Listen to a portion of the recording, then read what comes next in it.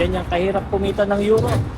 Yes, ako nga pala si Christian Maki. At syempre, hindi nyo nga pala ako kilala. Nandito nga pala tayo ngayon sa Athens, Greece. At ipapakita ko sa inyo yung mga ginawa ko ngayong araw. Naglinis nga pala ako sa simenteryo. Naglinis din ako ng office. Naglinis din ako ng mga hagdanan. Pumasok din ako sa restaurant. At ito na ang pinakatrabaho ko ngayong hapon. Ang magpalit ng mga basurahan.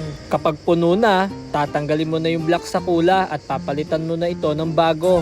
May kabigatan nga rin pala ito at ang hirap iangat. Kaya yung itsura ko dito may pakagat labi pa. Maraming salamat po sa lahat ng sumusuporta sa atin. Dahil 4,500 followers na po tayo sa page natin dito sa Facebook. At 1,100 naman tayo sa YouTube. Kaya kung gusto nyo pong mapanood ng full video, pindutin nyo lang po yung link na ilalagay ko sa caption. At mapapanood nyo na ang full video sa YouTube. At makikita nyo dito yung mga ginagawa ko sa trabaho. At yung ating mga mapapasyalan dito sa Athens, Greece. Kung makapunta nga pala kayo sa YouTube channel ko, huwag nyo na rin po sanang kalimutan na mag-subscribe. Maraming salamat po talaga sa lahat ng ating mga taga-suporta dahil sinamahan nyo ang Pinoy in Greece noong simula at hanggang ngayon. Shoutout nga po pala kay Kabayan Daniel Perez at shoutout kay Kabayan Jeffrey Dangcolos at shoutout po sa mga kababayan kong nakasama sa simbahan. Magpatuloy lang po tayo mag-serve sa Panginoon at palagi po tayong manalangin. God bless po sa inyong lahat. Masaya po kung nakilala ko kayo. O paano mga kababayan, hanggang dito na lang. At kung gusto nyo pong magpa-shoutout, mag-comment lang po kayo. At puntahan nyo na rin po yung YouTube channel ko.